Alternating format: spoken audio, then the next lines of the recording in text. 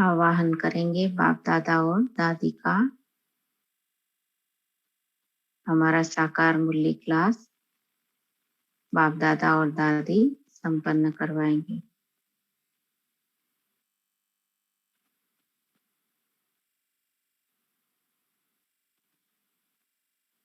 अपने godly student की स्मृति में बैठेंगे।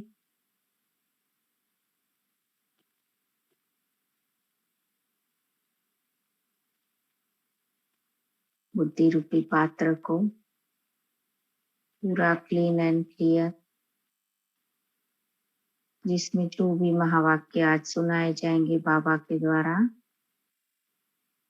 वो आज ही धारण होंगे।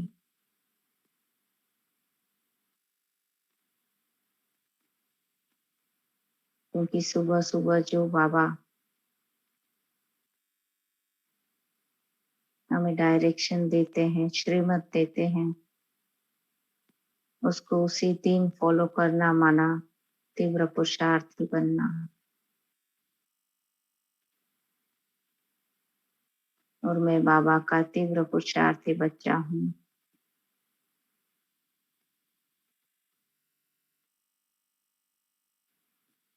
मेरा बाबा मेरे सम्मुख बैठा है।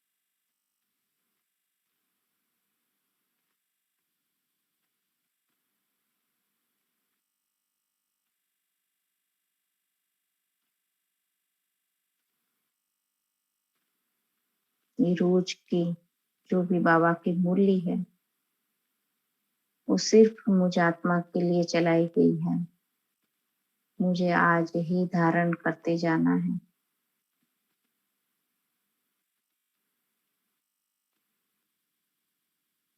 इस साकार मुरली को उतना ही महत्व देना है जितना हम अव्यक्त मुरली को देते हैं। क्योंकि हमारे मम्मा बाबा दादियाँ सभी साकार मुरली से ही बने हैं।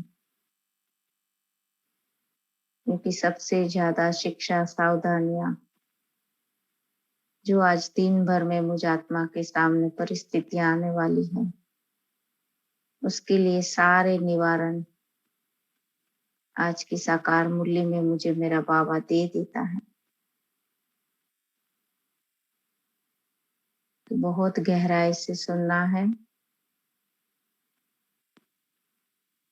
और स्मृति में रखना है। स्वयं भगवान मुझे सम्मुख बैठकर सुना रहा है। वो हर चीज में मेरा कल्याण चाहता है।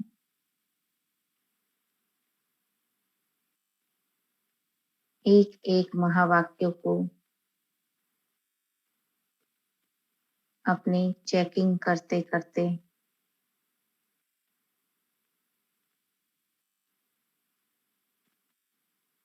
उसको धारण करना है, उसको करेक्ट करते जाना है अपनी कमी कमजोरियों को।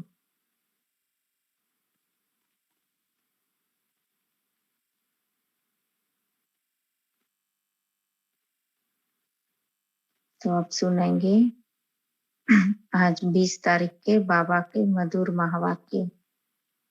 बाप दादा बोले, मीठे बच्चे, तुम्हें योग बल से रावण दुश्मन पर जीत पानी है। मनुष्य से देवता बनने के लिए देवी गुण धारण करने हैं। हमें कभी कभी लगता है कि बाबा रोज रोज साकार मुरली में एक ही बातें बोलता है। कभी कभी हमें वो थोड़ी सी बोरियत जैसी फील होती है।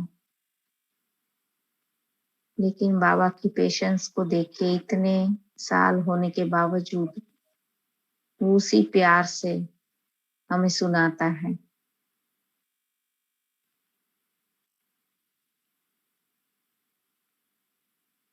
हम सुनते सुनते बोरियत फील करते, लेकिन उसको सुनाते सुनाते कभी भी हमें ऐसी नहीं फीलिंग महसूस हुई कि बाबा अब जैसे इतना बोरियत से सुना रहा है कि रोज के रोज इनको इतने सालों से बोल रहा हूँ, अभी भी नहीं बने हैं। फिर भी उसकी आश है हमारे अंदर। तो ये रियलाइज करना है कि क्यों वो आज भी सुना रहा है। क्या हम संपूर्ण बन गए? जब तक हम नहीं बनेंगे तब तक वो सुनाएगा।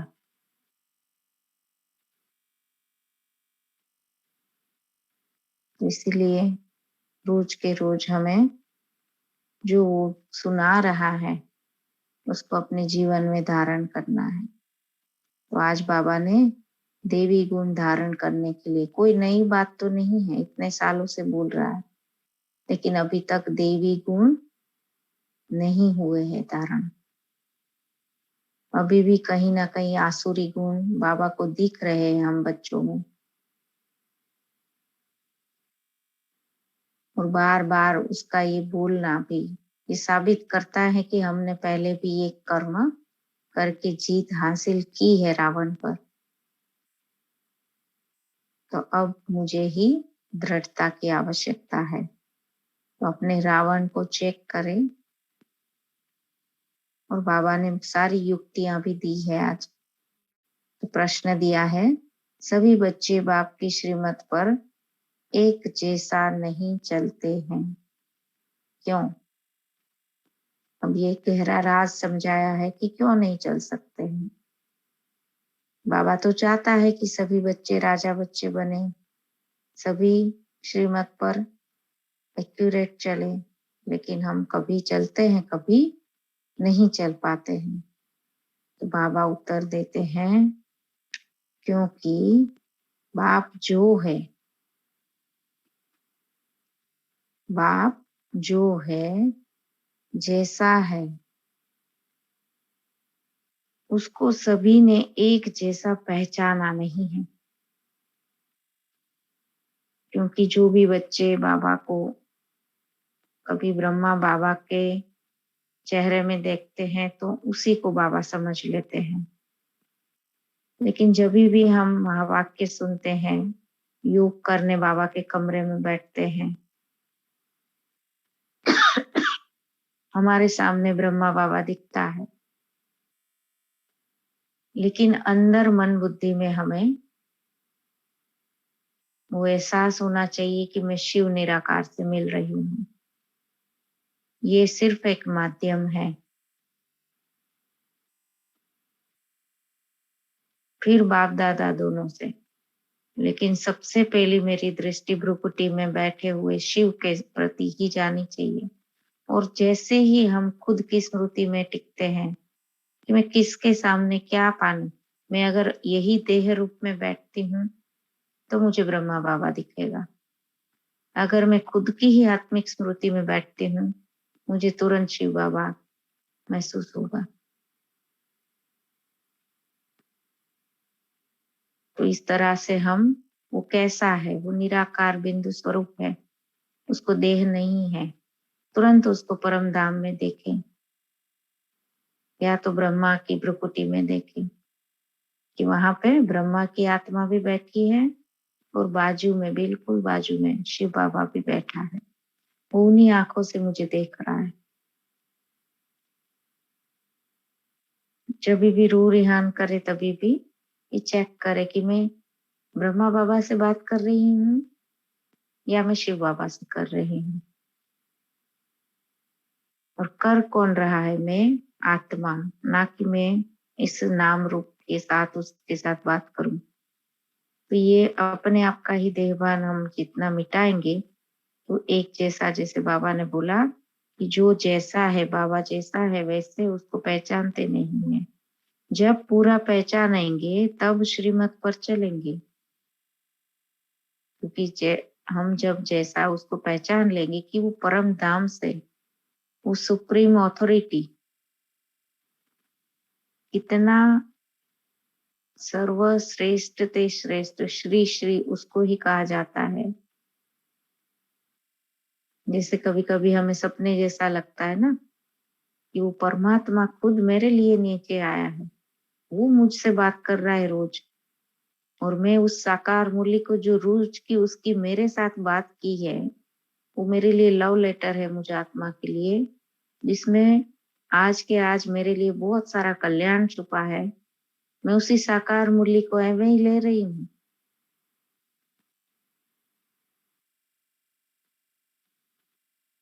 जिसमें मेरा पूरे कल्प का पाठ भरा हुआ है, जिस डायरेक्शन से मैं सारी प्राप्तियां कर सकती हूँ। ऐसे ही उसके याद में बैठना तो नामुमकिन है ना पूरा दिन। तो यही बातें याद करके बैठेंगे तो नशा भी रहेगा, खुशी भी रहेगी। तो बाबा कहते हैं कि पूरा पूरा पहचानेंगे तब श्रीमत पर चलेंगे, क्योंकि वो नशा जितना रहेगा और एक बल एक भरोसा, इतना प्यार जो मुझे कहीं से भी नहीं मिला, उसके आधार पर हम उसका कहना मानते हैं, उसकी श्रीमत पर चलते हैं। और जो आत्मा स्वयं का कल्याण करना चाहती है वो पूरा श्रीमत पर चलेगी, चाहे डिफिकल्ट भी लगेगा कभी कभी, लेकिन उसके प्यार में, उसकी मोहब्बत में हम मोल्ड होना चालू कर देते हैं। फिर दूसरा पॉइंट बताया बाबा ने, माया दुश्मन। देखो बाबा कितना अच्छा है, उनको तो सारा पता है कि माया कौन है। आपके ही मन का जो आसुरी संस्कार है रावण वाला, वो माया है। फिर भी बाबा हमें नहीं दोष दे रहा है, कर तो आत्मा ही रही है। फिर भी बाबा इतना प्यार करता है हम बच्चों को कि सीधा सीधा अगर मैं इस बच्चे को बताऊंगा तो ये दिल शिकस्त हो जाएगा। इसलिए बाबा माया और रावण को दोष दे देते हैं। लेकिन इस बात का भी हम बच्चे बहुत गलत फिर उठाते हैं फायदा, हम भी माया को दे देते हैं, जबकि ये हमें समझना है कि वो माया कौन है। ऐसे कोई स्वरूप वाली माया तो नहीं है जो आके हमको कर देती है, हमारे ही अंदर के कमजोर संकल्प है ना। तो बाबा बोल रहे हैं, माया दुश्मन श्रीमत पर चलने से रोक लेती है। इसलिए बच्चे बीच बीच में अपनी मत चला देते हैं। तो हर एक बात में हमें अगर ऐसे करते जाना है तो जब भी हमें अपनी मत चलानी होती है उसके सामने श्रीमत को देखे बाबा ने क्या कहा है।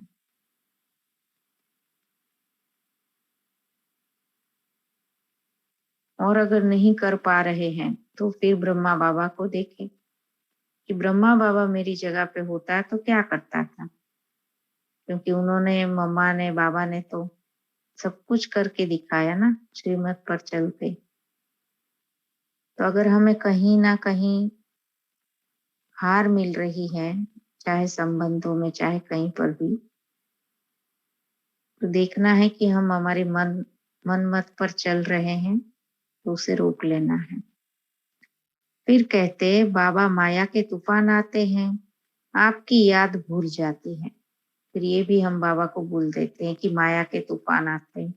अब माया की तूफान आ कहाँ से रहे हैं, क्योंकि स्वयं की चेकिंग नहीं की है, स्वदर्शन चक्र नहीं घुमा रहे, पूरा दिन दूसरों को देखते हैं। हम भी यहाँ पर देखते हैं ना, इतना अच्छे से नुमा शाम चल रहा होता है, हमें लगता है कि जितने भी पार्टिसिपेंट है इसी मग्न अवस्था में बैठे हैं।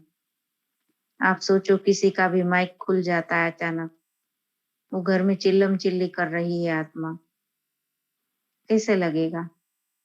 जो यहाँ पे निमित्त बैठा है इतनी मेहनत करके, उसको बुरा लग सकता है तो भगवान को कितना बुरा लगेगा। उसने कुछ टाइम फिक्स किया हुआ है आपकी झोली भरने का, उस समय पे भी अगर आप उसी रावण वाले संस्कार में वश है, उस 1 घंटे में भी अगर शांति से वो परमात्मा के साथ जुड़ के आपको प्रकृति को, दूसरी आत्माओं को आपसे जा रहा है, अगर इतनी भी जागरूकता नहीं है खुद में, क्या कल्याण करेंगे हम खुद का और दूसरों का। अगर जोर जोर से बोलने की आदत है,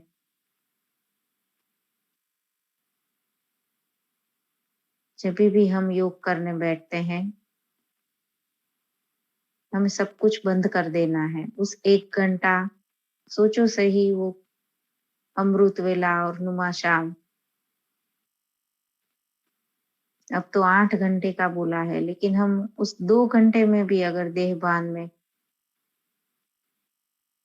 इतनी जोर-जोर से बातें कर रहे हैं, तो फिर इससे अच्छा है कि हम ना जुड़े ना, दूसरों का वायुमंडल खराब ना करें, निमित्त बनते हैं हम। जो भी यहाँ पे पार्टिसिपेंट्स ऐसा कर रहे हैं, वो प्लीज अपने आप को रोक ले। आपके ऊपर बहुत बड़ा बोझा चढ़ रहा है।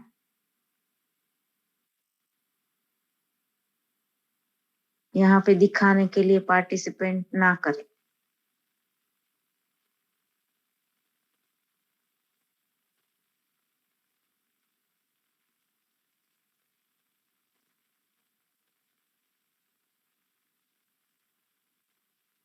कुछ लोग खाते खाते भी सुनते होते हैं, मुरली भी सुनते हैं, योग भी चल रहा है, वो खा रहे। फिर अच्छा है ना, लेफ्ट कर दे, अपनी जो भी क्रिया है बाकी है कर ले, फिर बैठे। फिर हमें प्राप्तियां भी वैसी ही होंगी, क्योंकि बाकी कोई नहीं देख रहा है, भगवान तो देख रहा है ना आप क्या कर रहे हो। हाँ, इतनी क्षमता है कि आप इतना पावरफुली उसके साथ योग करते हुए कर सकते हैं तो करें।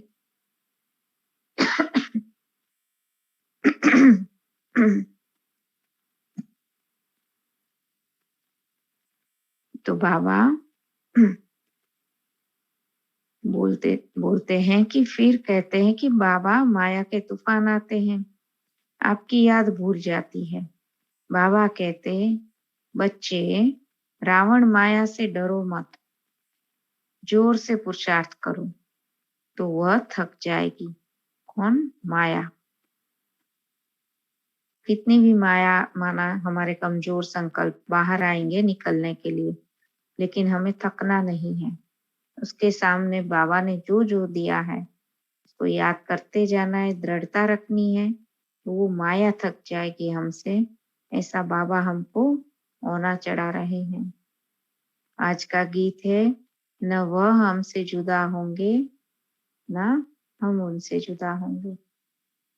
तो ऐसा प्यार हमें उसके साथ जोड़ लेना है कि आत्मा अब कभी भी परमात्मा से आखिरी समय तक जुदा नहीं हो सकती। माया भी हमें कभी भी अब जुदा नहीं कर सकती। ऐसी मोहब्बत से जुड़ जाना है। ओम शांति। तुम सिंगल आत्मा हो, हर एक कहेंगे ओम शांति। बाबा ने ये क्यों कहा तुम सिंगल आत्मा हो? क्योंकि बाबा अभी डबल है ना, कंबाइंड है, 2 आत्माएं हैं एक ही भ्रुकुटी में बैठी है। लेकिन हम क्या है? सिंगल आत्मा। अभी और कोई आत्मा ने हमारे अंदर प्रवेश नहीं किया। अगर हमारा पुरुषार्थ अधूरा रह गया और किसी आत्माओं के साथ टुकटुक नहीं किया, तो अंतिम समय में ये नजारा भी दिखेगा कि हमारे अंदर और आत्माएं जिनके साथ हमारा बाकी रह जाएगा, वो आत्माएं प्रवेश कर जाएंगी। और बाबा ने बहुत बार बता दिया है कि वो आखिरी समय का बहुत विकराल स्वरूप होगा। एक के अंदर 15-15 आत्माएं घुस जाना, आप सोचो। अभी भी कहीं कहीं पर सुनने को मिल रहा है कि कोई ब्राह्मण आत्मा जो इतनी पावरफुल थी, फिर भी उसके अंदर अभी भी 3-3 आत्माएं हैं। वो गलत कर्म करा रही है उनसे। तो ऐसे होना चालू हो चुका है। इसीलिए कभी भी कोई भी भटकती आत्माओं का आवाहन कभी भी अकेले बैठकर नहीं करना है। जो कुछ दान देना है बाबा के द्वारा देना है और संगठन में देना है, पूरी विश्व की आत्माओं को एक साथ देना है, बाप दादा के साथ कंबाइंड होकर। कहीं पर भी ऐसा पावरफुल योग नहीं करना है कि मैं सारी आत्माओं को दे रही हूँ। आ जाएंगी सभी, भटक रही है आजू बाजू में, वो आपको दिखाई नहीं देती है। तो ये सारी बातें याद रखना है। बाबा ने बोला आप सिंगल आत्मा हो, हर एक कहेंगे ओम शांति। यह डबल है, माना ब्रह्मा बाबा। इनको 2 बार कहना पड़े ओम शांति ओम शांति, क्योंकि बाप और दादा। अब बाप बैठ बच्चों को समझाते हैं, तुम यहाँ युद्ध के मैदान में बैठे हो। कौन सा युद्ध का मैदान? स्थूल रीति नहीं देखना है, लेकिन जो मन में चल रहा है ना, हमारे आसुरी संस्कार अभी बाहर आने को है, उसको अभी दबाना है और देवी संस्कार को इमर्ज करना है। तो युद्ध चल रहा है कहीं ना कहीं।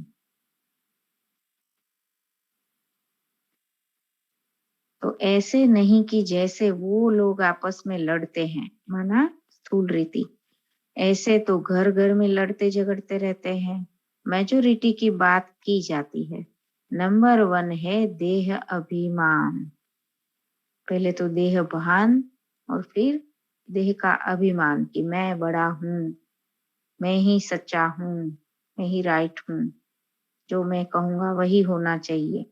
ये सारे देह अभिमान है, अपने पद पोजीशन का देह अभिमान।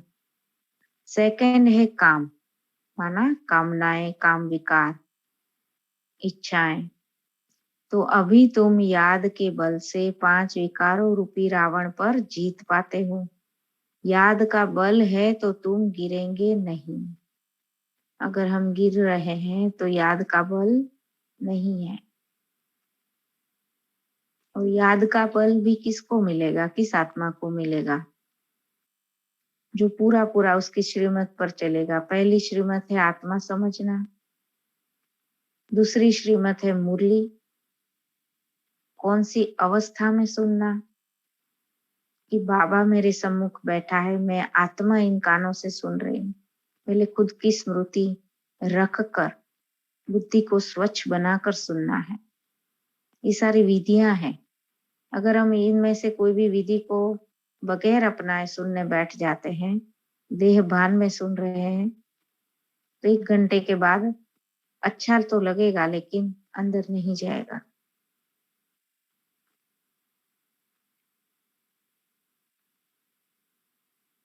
तो बाबा बोल रहे हैं, तुम्हारी एक रावण से ही युद्ध है।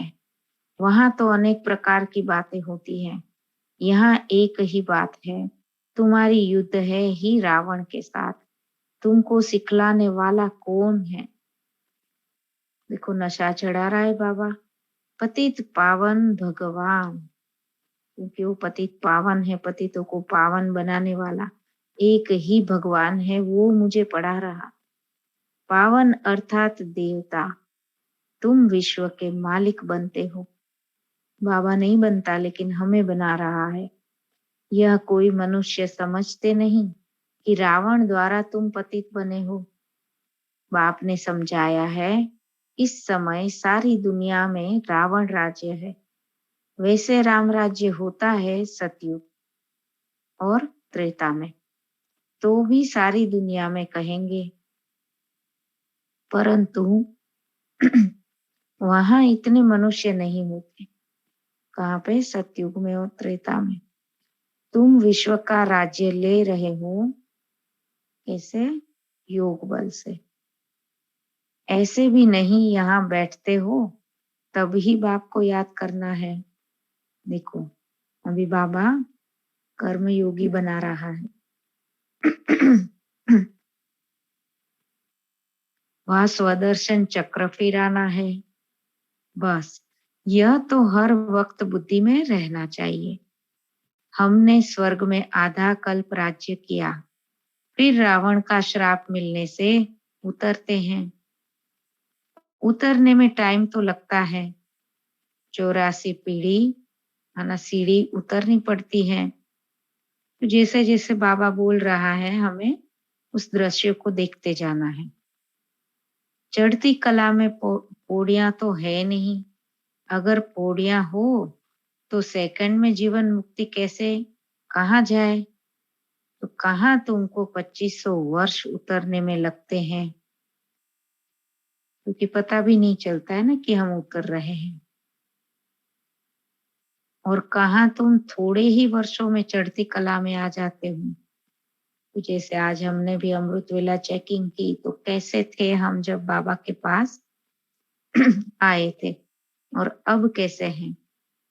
तो कंपेयर करना है कि कितना मेरे अंदर बदलाव आया, मेरे कर्मों में, मेरे से दूसरों को जो मनसा जा रही है, कितनी आत्माओं के साथ मेरे बंधनों को मैंने काटा है, कितनी बंधन मुक्त आत्मा बनी हूँ, चेक करना है। तो कितना जल्दी हम ऊपर चढ़ रहे हैं। तो जितना हम ज्यादा बाबा की श्रीमत पर उसके साथ मन मनाभव रहते हैं, तो हम बहुत जल्दी जल्दी सीढ़ी चढ़ते हैं, बहुत जल्दी जल्दी प्राप्तियां करते हैं।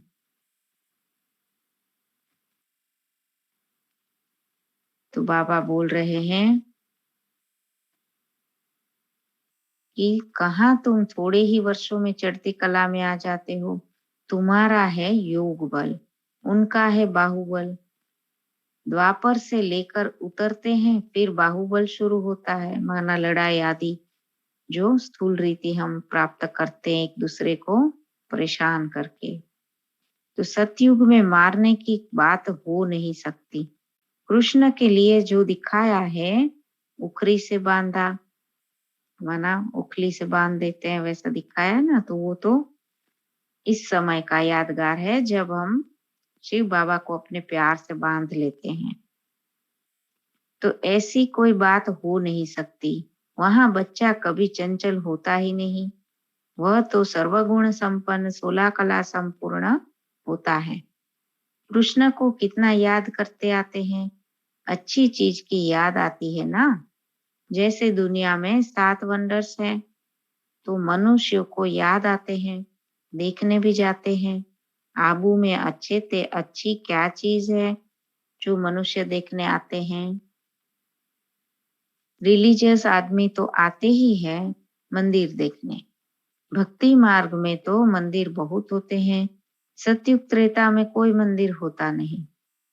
क्यों नहीं होता? क्योंकि वहां पे भगवान की आवश्यकता ही नहीं है। दीपावली भी ऐसे नहीं होती जैसे अभी टेम्पररी दीपावली होती है। जैसे हम दीपावली में क्या करते हैं, पूरे घर की कोने कोने से सफाई करते हैं, है ना, तैयारियां करते हैं। तो वैसे ही अभी का यादगार है वो दीपावली भी।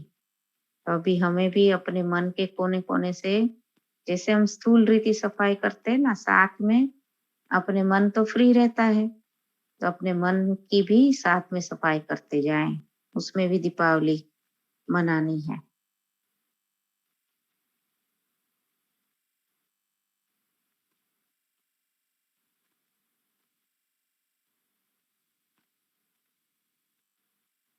हाँ, तख्त पर बैठते हैं तो कोरोनेशन डे मनाते हैं। तो वहां पर जब राजगद्दी पर बैठते हैं नारायण, तब वहां पे ऐसा सेलिब्रेशन होता है जिसको कोरोनेशन डे कहते हैं। वहां तो ज्योत सबकी जगी हुई होती है। यहाँ पे हम दीपावली में ज्योत जगाते हैं, तो वो भी हमारा ही यादगार है कि हम दूसरी आत्माओं की भी ज्योति जगाते हैं। तो यह सिर्फ तुमको पता है। तुम्हारे पास एक गीत भी है कि नवयुग आया कि आया। यह सब सिर्फ तुमको पता है। हम नवयुग अर्थात सतयुग के लिए देवी देवता बनने के लिए पुरुषार्थ कर रहे हैं। पढ़ाई तो पूरी रीति पढ़नी चाहिए। जहाँ जीना है वहाँ ज्ञान अमृत पीना है। यह नॉलेज है सृष्टि के आदि मध्य अंत को जानना है। इसमें कोई भाषा आदि नहीं सीखी जाती, सिर्फ बाप को याद करना है और स्वदर्शन चक्र फिराना है। बस यहाँ तुम बैठे हो, स्वदर्शन चक्रधारी हो। बाबा हमारे अंदर इतना दृढ़ता से हमारे अंदर विश्वास रखता है कि यहाँ पर तुम बैठे हो और स्वदर्शन चक्र फिरा रहे हो। तो बुद्धि में है हमारा 84 जन्मों का चक्र अब पूरा हुआ। अब पुराना शरीर, पुराना संबंध छोड़कर नया लेना है। विष्णुपुरी का मालिक बनने के लिए बाबा पुरुषार्थ करा रहे हैं। दुनिया में और सब है आसुरी संप्रदाय। भगवान वाच, यह वही गीता का युग चल रहा है। यह है कल्प कल्प का संगम युग। बाप कहते हैं, मैं इस कल्प के संगम युग पर आता हूँ। अब ये बात तो कुछ नई नहीं है ना। हमें लगेगा कि बाबा बार बार बोल रहा है, शायद वो ये नए बच्चे आए होंगे उसके लिए बोल रहा है। नहीं, ऐसे नहीं है। बाबा क्यों बोल रहा है, वही बात क्यों बोल रहा है बार बार? क्योंकि हम खुद भूल जाते हैं कि ये संगम युग चल रहा है और ये कल्प के अंत में बाबा वही गीता का भगवान है और इसी संगम युग पर मेरे सम्मुख बैठा है। तो मैं इस कल्प के संगम युग पर आता हूँ। मैं वही गीता का भगवान हूँ। यहाँ आता हूँ नई दुनिया स्वर्ग रचने। मैं द्वापर में कैसे आऊंगा? तो कुछ लोग ऐसे बोलते हैं ना कि द्वापर में भगवान आया, तो कलयुग आता ही नहीं। तो यह एक बड़ी भूल है।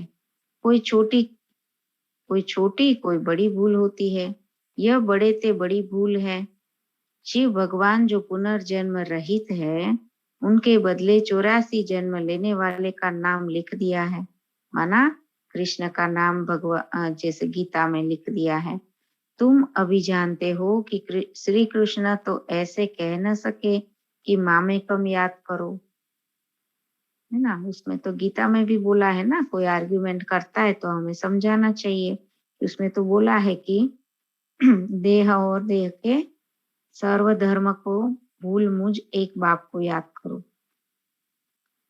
तो सब धर्म वाले थोड़े ही उनको मानेंगे। सारे धर्म, अब क्रिश्चियन वाले तो कृष्ण को मानेंगे नहीं, तो कैसे वो सर्व धर्म को छोड़कर उस मामेकम को याद करना है। तो शिव तो निराकार है, तुम शिव शक्ति सेना हो। तो शिव निराकार है, तो हम शिव शक्ति सेना कैसी है?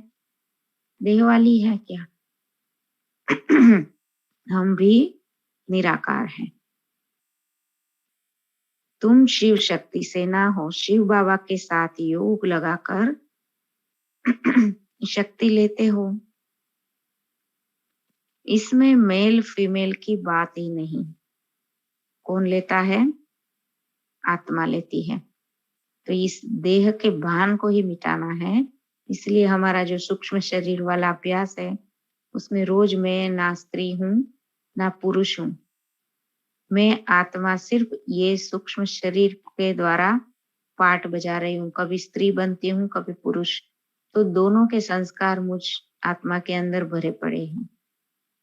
हो सकता है हम अभी स्त्री के चोले में हैं, पिछले जन्म में हम पुरुष भी हो सकते हैं। तो ये भान को मिटाते जाना है। तुम आत्माएं सब ब्रदर्स हो, सभी बाप से शक्ति ले रहे हो। वर्षा बाप ही देगा ना, वह बाप ही सर्वशक्तिमान है। इन लक्ष्मी नारायण को भी कहेंगे सर्वशक्तिमान, क्योंकि सारे विश्व के मालिक हैं। उन्होंने यह राज्य कैसे पाया? अभी भारत तो क्या, सारी दुनिया में रावण राज्य है। कोई राजाएं होते हैं तो मालूम होता है, उनके बड़ों ने यह राजाएं की है जो चलती आती है। यह तो सतयुग आदि से चले हैं, तो जरूर आगे जन्म में ऐसा पुरुषार्थ किया होगा। किस तरह से बाबा ने ये पूरी बात समझाई है, उसको गहनता से समझना है। कि अगर हम कोई राजा को अभी भी देखते हैं ना, कोई राजा एक घराने वाला भी होता है, तो कैसे हम उसको वैसा मानते हैं। भले ही वो अभी वैसी राजाई नहीं भुगतता है, लेकिन राज्य घराने की कोई आत्माएं होती हैं। तो वो पीढ़ी दर पीढ़ी, जैसे पिछले जन्म में उसने ऐसा कर्म किया था कि उस घराने में उसने जन्म लिया था, तो वैसे अभी भी उसने वैसे ही जन्म लिया है। तो हम भी जैसे लक्ष्मी नारायण का पात्र को देखते हैं कि मम्मा बाबा ने कैसे वो हासिल किया, तो पिछले जन्म में कुछ ना कुछ अच्छा किया, तब जाके ये राज्य भाग्य मिला ना उनको। तो हमें भी अगर अगले जन्म में बनना है, तो उसका पुरुषार्थ कब करना है? अभी ही करना है। तो इस जन्म में करेंगे तो वैसा ही हम वहां पे पाएंगे। तो पतित राजाएं मिलती है दान पुण्य करने से। यहाँ तो इस संगम पर ज्ञान और योग बल से 21 जन्म के लिए राज्य पाते हो। माना राज्य माना अपना, पहले तो स्वराज्य पाते हैं हम उस आधार से। अब हम आत्माओं ने किस तरह से अपना कितना स्वराज्य पाया है, उस आधार से वहां का स्थूल रीति राज्य मिलेगा। तो तुम जानते हो यह पुरानी दुनिया सारी विनाश होनी है, यह देह भी नहीं रहेगी। इसलिए अपने को आत्मा समझ बाप को याद करना है, बाबा बाबा कहना सीखो। जैसे जिस्मानी बच्चों को सिखाया जाता है तो वह उसी बाप को याद करते हैं। अभी रूहानी बाप तुम बच्चों को कहते हैं, हे बच्चे यह नई बात है। तो जैसे छोटा बच्चा होता है, जन्मते ही उसको बार बार उसके पापा को दिखा के हम बोलते हैं ना, देखो पापा, ऐसे करते हैं ना, तब जाके तो वो पहचानता है। अब सोचो उसी बच्चे को अगर आजू बाजू वाले के पापा को दिखाते जाए तो वो उसको पापा समझ लेगा। तो अब जैसे ही हमारा बाप भी हम बच्चों को बार बार बोल रहा है कि तुम्हारा सच्चा पिता मैं ही हूँ, आप आत्मा हो, तो वो रूहानी बाप को हमें पहचानना है। इसीलिए बाबा बार बार हमें समझा रहा है कि जैसे जिस्मानी बच्चों को सिखाया जाता है, वैसे आप रूहानी बच्चों को मैं रूहानी बाप सिखा रहा हूँ कि मैं ही आपका बाप हूँ। तो यह नई बात है। बाप कहते हैं अब मुझ रूहानी बाप को याद करो। क्योंकि क्योंकि क्यों करना है रूहानी बाप को अब याद? क्योंकि वापिस घर चलना है। यहाँ पे तो हम सिर्फ झूठ में बैठे हैं, अब असली घर चलना है। आत्मा तो अविनाशी है, शरीर विनाशी है, तो ताकत वाला कौन ठहरा? शरीर में है कुछ ताकत? शरीर आत्मा के आधार पर चलता है। इस बात को अंडरलाइन करें।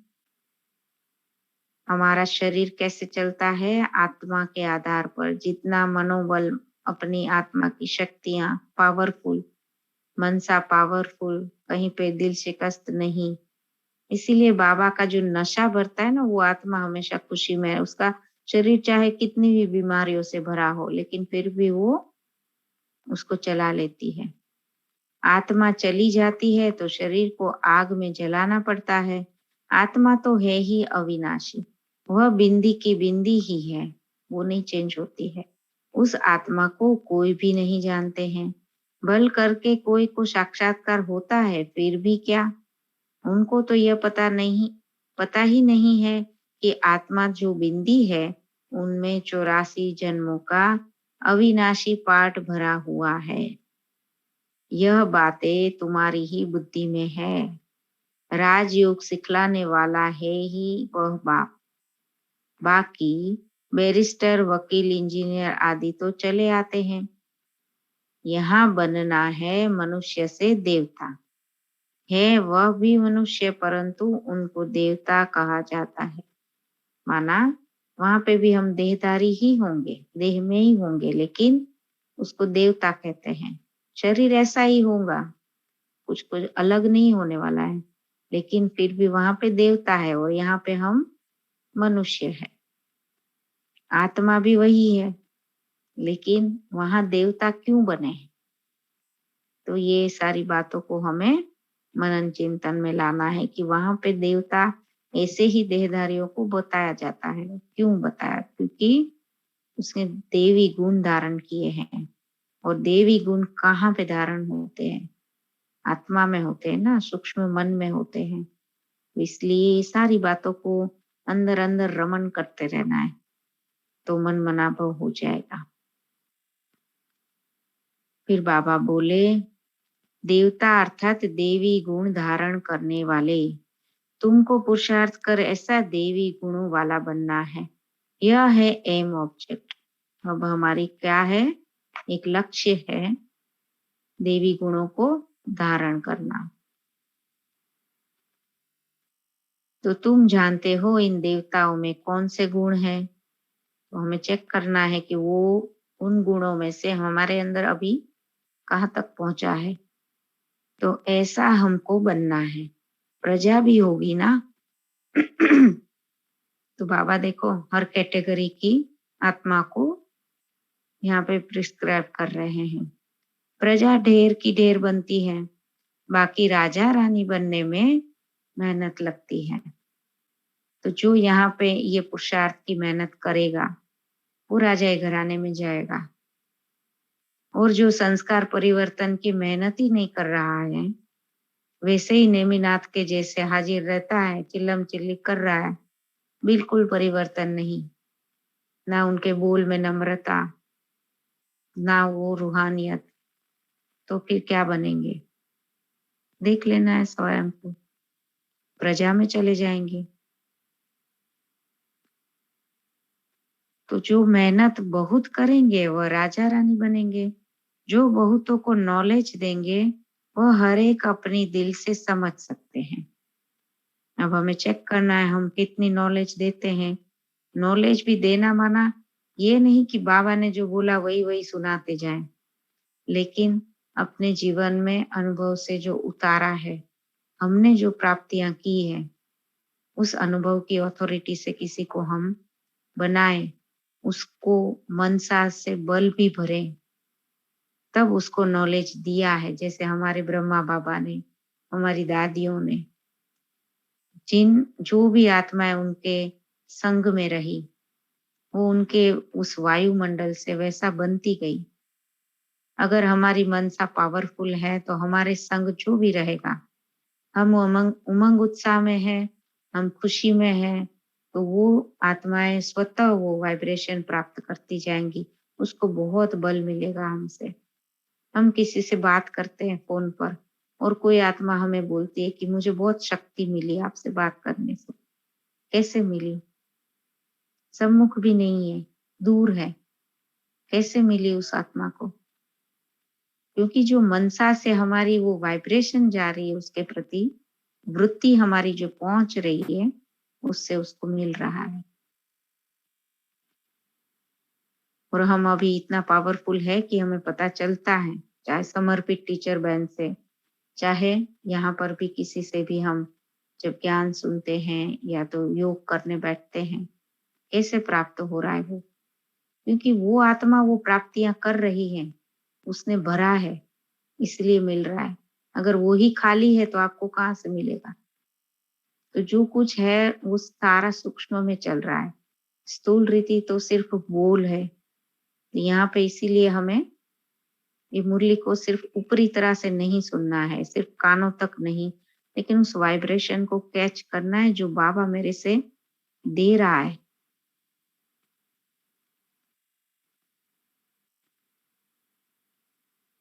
तो हमें भी ऐसा बनना है, तब जाके और आत्माओं का हम कल्याण कर पाएंगे। तो बाबा कह रहे कि बहुतों को नॉलेज देंगे, वह हर एक अपनी दिल से समझ सकते हैं। आत्मा कहती है हम बेहद बाप का बन ही जाऊंगा, उन पर वारी जाऊंगा, कुर्बान जाऊंगा। बातें तो जाऊंगा जाऊंगा तो सब करते, लेकिन कितना जाते वो स्वयं को चेक करना है। जो कुछ मेरे पास है सब वारी जाऊंगा। ईश्वर को तो देते हैं ना, आप आएंगे तो हम कुर्बान जाएंगे। जैसे वायदे हमने भक्ति में बहुत किए थे, तब जाके तो भगवान मिला है। और तब भगवान मिलता है तब फिर वो आसुरी संस्कार ऊपर आते हैं, फिर मेरा मेरा वापस चालू हो जाता है। इसीलिए बाबा को बार बार मुरली के द्वारा वो सब याद कराना पड़ता है कि आप ऐसे ऐसे बोले थे मुझे भक्ति में, तो अब वारी जाओ। उसके बदले आपसे नया तन मन धन लेंगे, तो फिर ऐसे भी वारी नहीं जाएंगे, उसके बदले में भी ले लेंगे सब कुछ। तो मन नया कैसे लेंगे? अब बाबा बोल रहे हैं कि सब कुछ हम नया लेंगे, तन मन धन। तो मन को कैसे नया लेंगे? देखो कितना अच्छे से बाबा समझा रहा है। आत्मा को नया माना पवित्र बनाएंगे, तो पहले मन को नया बनाना है। तो आत्मा मन से जुड़ी है ना, सूक्ष्म मन से, मन और बुद्धि, फिर संस्कार बनता है। तो फिर शरीर भी नया लेंगे। तो जैसे आत्मा पवित्र बनेगी, सुखदाई बनेंगी, वैसे वैसे शरीर भी उसको नया मिल जाएगा। तो आत्मा के आधार से उसको शरीर मिलना है। अभी भी हमें जो शरीर मिला है वो भी हमारी ही आत्मा के कर्मों से मिला है। तो राजधानी भी लेंगे। अब तुम ले रहे हो ना। आत्मा कहती है, हे बाबा, इस शरीर सहित आपकी हूँ। शरीर सहित मन, बुद्धि, संस्कार सब कुछ आपकी। बाबा, हम आपकी शरण आता हूँ। सब रावण राज्य में बहुत दुखी हुए हैं, इसलिए बाबा अब इससे लिबरेट कर अपनी राजधानी में ले चलो। शिव बाबा तो मिल गया, तो बाकी क्या। तुम जानते हो कि शिव बाबा की श्रीमत से स्वर्ग बनता है, आसुरी रावण की मत से नरक बनता है। अब फिर से स्वर्ग बनना है श्रीमत से। जरूर जो कल्प पहले आए होंगे वही आएंगे। तो देखो कितना नशे की बात है कि हम भी कल्प पहले आए थे, वही आएंगे। माना अभी हम वही बच्चे हैं जो आए हैं, और आगे भी कल्प कल्पांतर हम ही बच्चे वापस बाबा के पास आएंगे। इतनी नशे की बात है ये भी। तो श्रीमत से ऊंच बनेंगे, रावण मत पर चलने से गिर पड़ेंगे। ये भी चक्र फिरता रहेगा। तुम्हारी अब होती है चढ़ती कला, बाकी सबकी उतरती कला है। कितने अनेक धर्म है। सतयुग में एक देवी देवता धर्म ही था, अब वह प्राय लोप हो गया है। तो उसका फिर बड़ का झाड़ का मिसाल है ना, जो कलकत्ता में है, जिससे मतलब उसका मूल कहाँ पे वही नहीं पता चलता। तो तुम जानते हो देवी देवता धर्म की निशानियां तो हैं।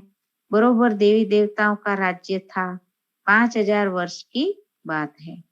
तुम सिद्ध कर बतलाते हो यह 5000 वर्ष का चक्र है। इसमें 4 युग है। हर एक युग की आयु 1250 वर्ष है। उन्होंने तो लाखों वर्ष लगा दिए हैं। बहुत फर्क होने के कारण किसकी बुद्धि में बैठता नहीं है। समझते हैं जैसे और संस्थाएं हैं, वैसे यह भी बीके की संस्था है ना। बाकी सब लोग क्या सोचते हैं, हमारे घर वाले भी कुछ कुछ लोग जो नहीं चलते और कुछ ना कुछ यूट्यूब से देखते रहते हैं, तो उनको ये लगता है कि ये संस्था है। कुछ तो यहाँ के बाबा के बच्चे भी इसको संस्था समझ रहे हैं।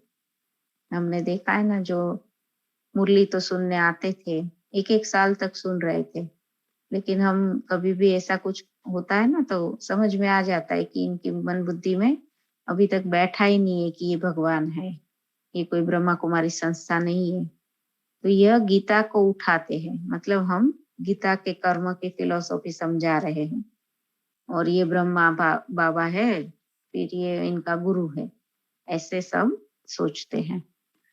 तो लेकिन जिस बच्चे को भी ये यकीन हो जाएगा, इसीलिए अभी जो पूरा झाड़ हिल रहा है ना, उसमें जो निश्चय बुद्धि नहीं होंगे वो सब वापस वो पुरानी दुनिया में चले जाएंगे। अब वो भी ड्रामा में नूंद होगा, हम क्या कर सकते हैं ना। पूरी कोशिश करते हैं सबको समझाने की, लेकिन ये भी हर एक आत्मा का भाग्य होता है। तो वैसे भी यह बीके की संस्था यह गीता को उठाते हैं। अब गीता तो कृष्ण भगवान ने गाई, वो लोग ऐसे सोचते हैं ना, गीता तो कृष्ण भगवान ने गाई।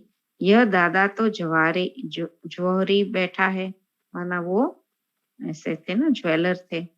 तो मनुष्य मुंझेंगे ना कि इसको कृष्ण कह रहे। हम कभी भी बोलते कि ये आत्मा वही है जो कृष्ण बनेंगी, तो भी वो मुंझ जाते। बाप कहते हैं, मैं जो हूँ, जैसा हूँ, इस समय तक कोई ने मुझे जाना नहीं है। आज बाबा ने कह दिया। माना हमने भी बहुत अच्छे से जाना है, लेकिन फिर भी बाबा बोल रहा है तो हमने अभी भी उसको अच्छी रीति नहीं जाना है। भले पहचान तो लिया है लेकिन जाना नहीं है। तो हमें उसको जानने के लिए उसके जैसा बनना पड़े, है ना। और बाबा ने बोला है कि जैसे जैसे हम उसको जितना जितना जानते जाएंगे, हम अपने आप को भी जान जाएंगे। तो जितनी जितनी कंप्लेंट्स हमारे मन से खत्म होती है, देख लेना है कि हम उसको जानने लगे हैं और खुद को भी जानने लगे हैं।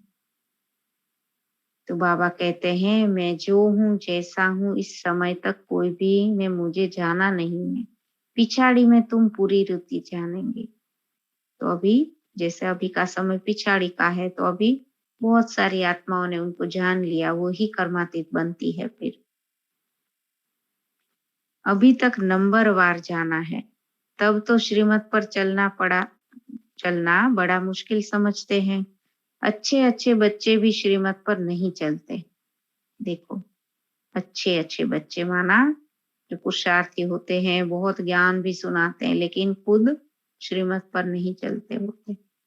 रावण चलने नहीं देता। रावण माना उसका आसुरी संस्कार अब ऊपर आ रहा है, तो बेचारे को चलने नहीं देता है। उसमें चाहे समर्पित बहनें हो, चाहे मधुबनवासी हो, हमें नहीं सोचना है कि अरे ये यहाँ बैठ के ऐसा कर रहा है, लेकिन देखना है कि वो भी पुरुषार्थ कर रही है ना, वो कुछ बन के नहीं बैठी है वहां पे, तो उसका भी कीचड़ा बाहर आएगा। और उसने भी अगर अच्छी रीति नहीं जाना, तो फिर वो भी तो दास दासी या प्रजा में चले जाएंगे।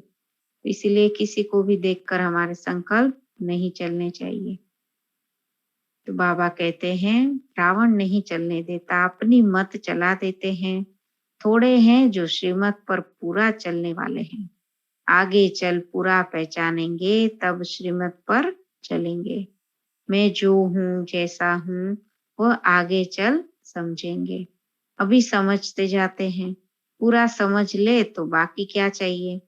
रहना भी अपने गृहस्थ में है, परंतु दुश्मन माया ऐसी है जो श्रीमत पर चलने से रोक लेती है। कहते हैं बाबा माया के तूफान बहुत आते हैं, माया आपकी याद भुला देती है।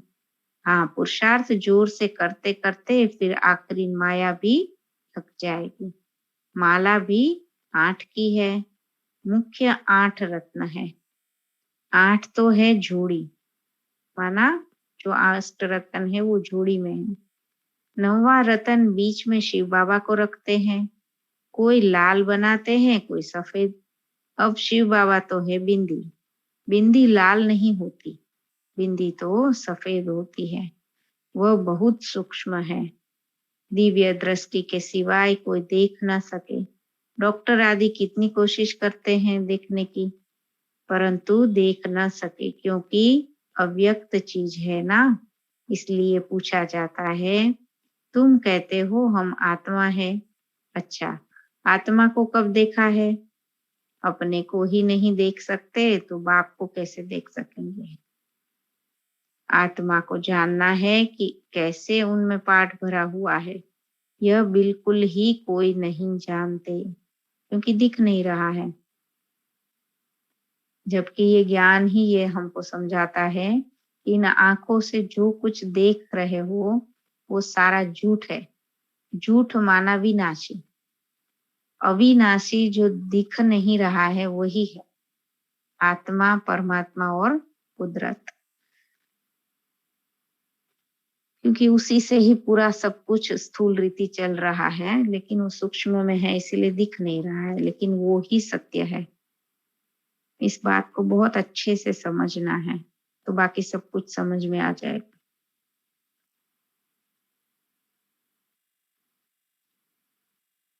तो यह बिल्कुल ही कोई नहीं जानते। 84 के बदले 84 लाख कह देते हैं। बाप आकर बच्चों को भी सब बातें समझाते हैं। आज का भारत क्या है, कल का भारत क्या होगा। महाभारत लड़ाई भी है, गीता का ज्ञान भी दिया है, यह रुद्र यज्ञ भी है। सब धर्मों का विनाश, एक धर्म की स्थापना हो रही है। यह शिव बाबा का भंडारा है, इससे तुमको पवित्र भोजन मिलता है। ब्राह्मण ब्राह्मणियां ही बनाते हैं, इसलिए इनकी महिमा अपरंपार है। इससे तुम पवित्र बन पवित्र दुनिया का मालिक बनते हो, इसलिए पवित्र भोजन अच्छा है। अब बाबा भोजन पर आए, तो हमें भी कैसा पवित्र भोजन ही खाना चाहिए। जितना तुम ऊंच होते जाएंगे उतना भोजन भी शुद्ध तुमको मिलेगा। योग युक्त कोई भोजन बनाए तो बल बहुत मिल जाए, वह भी आगे चल मिलेगा। सर्विसेबल बच्चे जो सेंटर पर रहते हैं वह अपने ही हाथों से भोजन बनाकर खाए तो भी उनमें बहुत बल मिल सकता है। जैसे पतिव्रता स्त्री पति के बगैर किसी को याद नहीं करती, वैसे हमें भी पतिव्रता बनना है। ऐसे तुम बच्चे भी याद में रहकर बनाओ, खाओ तो बहुत बल मिलेगा। जैसा अन्न वैसा मन। बाबा की याद में रहने से तुम विश्व की बादशाही लेते हो। बाबा राय तो देते हैं, परंतु अभी किसकी बुद्धि में नहीं आता।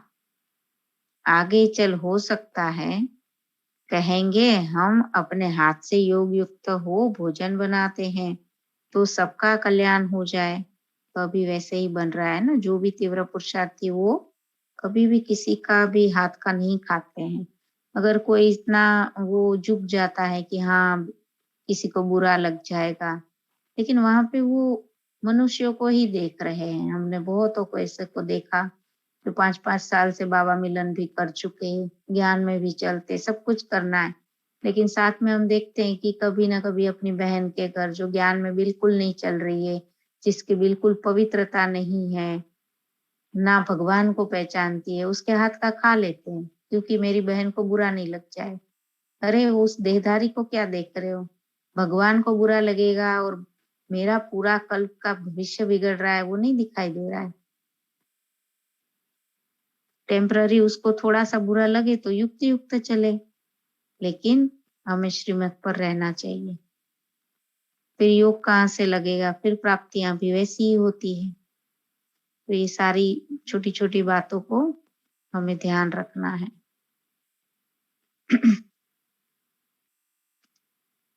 तो बाप बच्चों को हर प्रकार की मत देते हैं ना।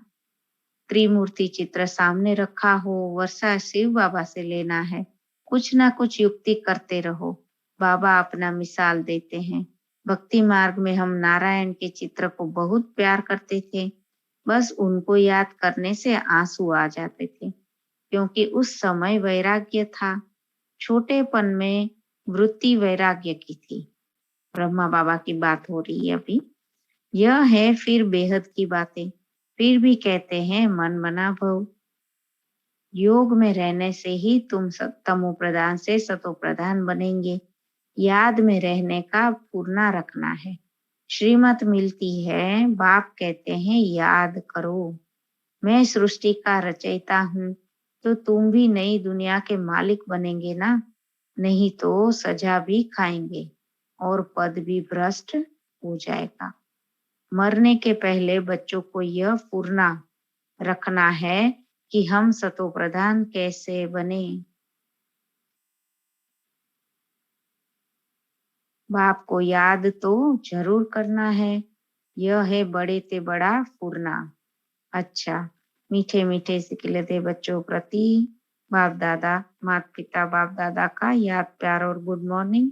रूहानी बाप की रूहानी बच्चों को नमस्ते। हम रूहानी बच्चों की रूहानी बाप दादा को याद प्यार और नमस्ते। धारणा के लिए मुख्य सार है। पहली पॉइंट, योग युक्त हो अपने हाथ से भोजन बनाना और खाना है। हमें भी भोजन बनाते समय देखना है कि मेरी योग युक्त अवस्था है, उस एक निराकार की याद में मैं आत्मिक स्थिति में बना रही हूँ, तो ये देखना है। पवित्र दुनिया में जाने के लिए पवित्र भोजन खाना है, उसमें ही बल है। ये बल की प्राप्ति करनी है तो इस श्रीमत को फॉलो करना है। दूसरी है, नया तन मन धन प्राप्त करने के लिए पुराना सब कुछ बाप पर वारी कर देना है। इतना प्यारा बाबा है ना, पुराना सब ले लेता है और बदले में सब कुछ नया देता है। इस शरीर सहित बाप पर पूरा पूरा कुर्बान जाना है, जबकि ये शरीर भी कैसा है, विकारी, चिंतिया लगा हुआ, टूटा फूटा, बीमारियों वाला। फिर भी बाबा बोलता है कि इस शरीर के साथ कुर्बान होना है। क्यों? क्योंकि हम खुद को आत्मा समझे, इस देह को याद ना करे, इसीलिए बाबा बोल रहा है कि पूरा पूरा कुर्बान जाना है, कि ये देह भी तेरा, ये जो भी टूटे फूटे देह से भी हमें बस यही बोलना है कि बाबा इस इंस्ट्रूमेंट से जितनी सेवा लेना चाहे आप ले लो। तो इतना दिल से प्यार से सब कुछ कुर्बान कर देना है। इतना प्यारा बाबा मिला है हमें। फिर वरदान भी देता है बाबा, अपने श्रेष्ठ व्यवहार द्वारा सर्व आत्माओं को सुख देने वाली महान आत्मा भव। सुखदाई हमको बना रहा है, पावन पवित्र बना रहा है। देवता इस संस्कार है सुख देने वाला, इसीलिए वहां पे हम देने वाले बनते हैं, ना कि लेने वाले। तो उस तरह का वरदान भी बाबा आज के ही दिन दे देता है साथ में, ताकि उसकी सारी शक्तियां सतगुरु की हमारे अंदर वरदान के द्वारा आ जाए। तो ऐसी महान आत्मा भव माना, तथास्तु बोल दिया। जो महान आत्माएं होती है उनके हर व्यवहार से सर्व आत्माओं को सुख का दान मिलता है। वह सुख देते और सुख लेते हैं। तो चेक करो कि महान आत्मा के हिसाब से सारे दिन में सबको सुख दिया, पुण्य का काम किया। पुण्य अर्थात किसको ऐसी चीज देना जिससे उस आत्मा से आशीर्वाद निकले। ऐसा नहीं कि फिर स्थूल रीति देने चले जाएं। कोई आसुरी संस्कार वाली आत्मा भी कुछ डिमांड करती है ना हमसे, और हमें लगता है कि बाबा ने तो बोला है सुखदायी बनना, इसको ये वाला भी सुख दे देती हूँ। जैसे अभी एग्जाम्पल दिया ना कि अपनी बहन के हाथ का खाना या भाई भाभी के हाथ का, किसी का भी हाथ का खा लेना, क्योंकि उसको सुख देना है ना, दुख नहीं देना है। लेकिन हमें युक्ति युक्त चलना है और श्रीमत पर चलना है। टेम्पररी हो सकता है किसी को थोड़ा सा दुख लगे, लेकिन वो आगे जाके वो आत्मा भी समझ जाती है। तो ऐसा सुखदायी नहीं बनना है जहाँ पे श्रीमत को तोड़ना पड़े। तो बाबा बोल रहे कि पुण्य अर्थात किसको ऐसी चीज देना जिससे उस आत्मा से आशीर्वाद निकले। तो चेक करो कि हर आत्मा से आशीर्वाद मिल रही है। किसी को भी दुख दिया व लिया तो नहीं, तब कहेंगे महान आत्मा। फिर आज का स्लोगन है, करने के बाद सोचना ही पश्चाताप का रूप है। अगर हम कुछ कर्म कर लेते, किसी को कुछ बोल देते और फिर हमें सोच आती है कि अरे मुझे ये नहीं बोलना चाहिए था, तो स्वयं की धैर्यता की कमी है। तो पश्चाताप तो होता है, लेकिन उस पश्चाताप से कुछ सीख लेना है कि आगे से वापस ऐसा कर्म मेरे से ना हो। करने से पहले हमारा जो त्रिकालदर्शी स्टेज को अपनाना है, चेक करना है कि ऐसा मैं बोलूंगी तो फिर इसका परिणाम क्या होगा, या तो फिर उस परिणाम को भुगतने के लिए भी ताकतवर बनना है कि हाँ भाई ऐसे हो गया, अब मैं चेक एंड चेंज करती जाऊंगी और जो भी हो चुका उसका जो रिजल्ट मुझे मिलेगा, जो भी भोगना आएगी, उसको भी मैं पार कर लूंगी। उतनी ताकत बढ़ा लेनी है, उतना योग बल फिर ज्यादा चाहिए। तो ये पश्चाताप करना माना फिर पद भ्रष्ट होना। जितना पश्चाताप में हम इस संगम युग को निकालेंगे, उतना उतना हमारा पद वहां पे कम होता जाएगा। तो हमेशा कुछ भी कर्म करने के बाद हमें आशीर्वाद मिलना माना आगे बढ़ जाना, दुआएं प्राप्त करना। सबसे ज्यादा आत्माओं के ही दुआ प्राप्त करना है, किसी भी देहधारी की दुआएं नहीं चाहिए हमें। वो आत्मा को जितनी प्राप्ति कराएंगे, वो दिल से वो हमें दुआ देती है, क्योंकि वो अपने बलबूते पर खड़ी होती है। वो आत्माएं चाहे मुख से कुछ भी ना बोले हमारे लिए, लेकिन उनकी जो प्रगति होती है, आत्मा की उन्नति होती है, उससे स्वतः है भगवान की भी दुआ हमें लग जाती है और वो आत्मा से भी अपने आप दुआ मिल जाती है। तो कभी भी ऐसे ना सोचे कि हम हमारे लौकिक परिवार की आत्माओं के लिए कभी कुछ कड़क भी बनते हैं, लेकिन उसी में ही उस आत्माओं का भी कल्याण और हमारा भी कल्याण छुपा रहता है। तो प्रैक्टिकल में सब कुछ हमें अपनाते जाना है। अच्छा, ओम शांति। शुक्रिया बाबा, शुक्रिया सभी का।